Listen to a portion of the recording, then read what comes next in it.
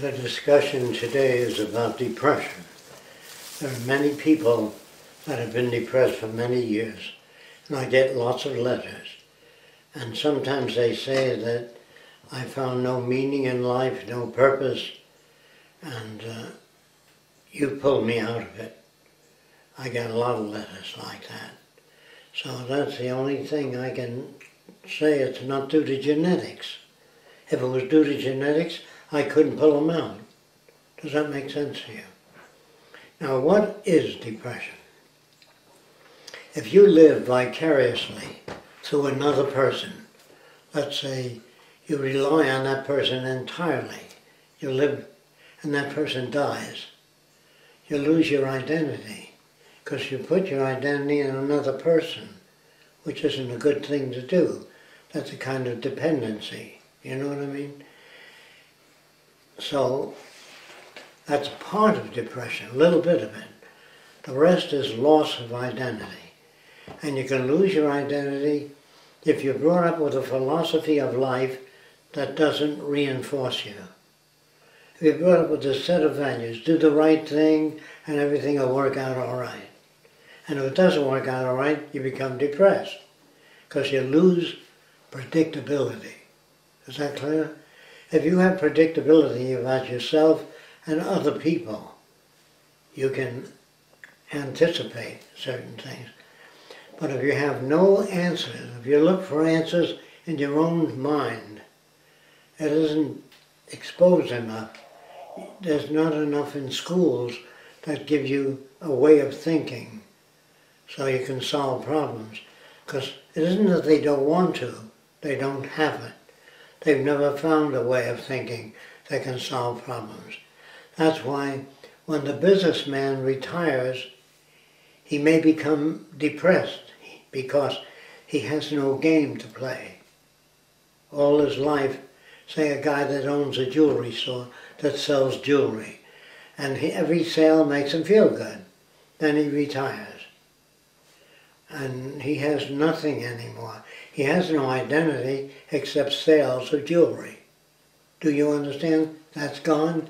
What follows is depression. There are some dogs that have been depressed due to they had a very close relationship with their master. When the master dies, they sat next to the master and wouldn't go away and bark at anybody that would try to take them away. Because their full identification was as a team with their master. They had no identification when the master died. They had no way of looking at it. The difference between humans and most animals don't fear death. They don't even know there is such a thing. But they move away from animals that are larger than they are. That's a reflex.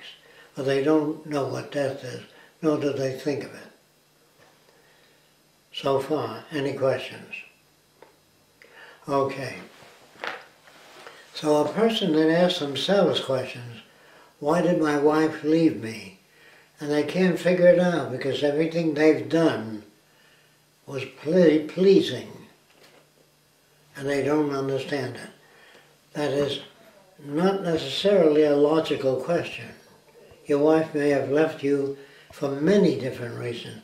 That she likes a guy tall with blonde wavy hair, or stocky, or whatever. And if you don't meet that image, she might leave you.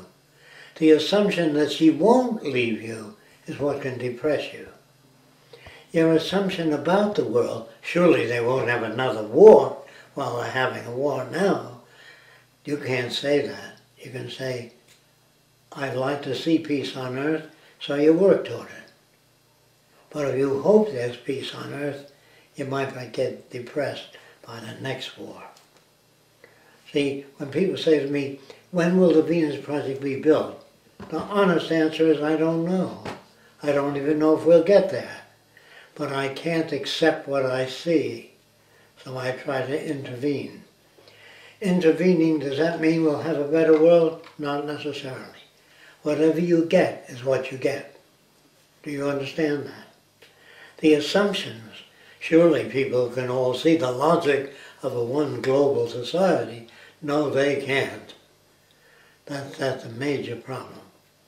So you use different techniques to try to get them oriented toward that.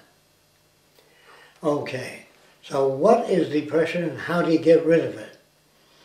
If you're depressed, it means you're looking within yourself for answers, and you can't get that. How did I get it? I didn't find it in psychology books at all. Here's how I got it. I sat down and I said, what is depression? I said, I don't know. How can I know what it is? But a depressed person always seems to have a low self-image. Do you know what that means? I'm not getting anywhere in life.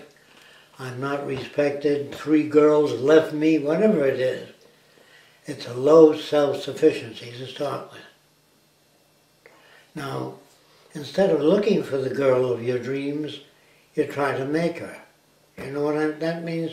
Educate her in whatever way you can. Doesn't mean it'll work perfectly, no. But it'll work better than you doing nothing. Do you understand that? Therefore, depression is not only loss of self-image, they have none. The guy finds himself in the Marines and he wants to be successful in the Marines, and that can't bring success. Unless they give you medals and everybody pats you on the back. That's your self-image. I made it, you can say. Or an actor that does a theater actor that acts before an audience, a live audience, and they applaud after. That makes him feel good. A movie, he doesn't know. If he works in a movie, he doesn't know that people are going to applaud. Do you understand that? Therefore, he could encounter depression. Anybody that does any routine, a job, a jeweler, a plumber, an artist, a painter, if they don't get reward for their painting, like you're a genius, you're good creative, that makes them go on painting. But when people say, what the hell is that supposed to be? If they paint because they like to paint, that's much better if that occurs. If you go for a walk because you like to go for a walk, not because the doctor told you to go for a walk every day, at least a half hour. But if you don't do it because you want to do it, if you go out for a walk through the country and you smell the trees and you look around and you're pleased by that, do it. If it depresses you going for a walk, you have to restore the self-image. In most instances, there is no self-image. So you have to give them a self-image. You have to talk about a lot of things. The person says, gee, I didn't know that water became ice suddenly. I thought it was gradually it became ice. Well, whatever it is, if you expose them to different branches of science and they begin to find answers that satisfy them, their self-image grows.